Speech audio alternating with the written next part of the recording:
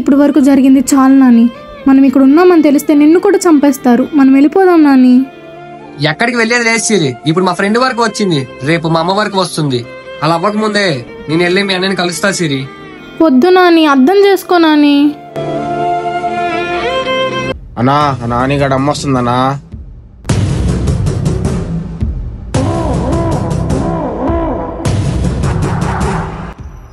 అరే దీన్ని చంపేసి ఆ భవానీ గడి అకౌంట్ లో వేసేద్దాం రా.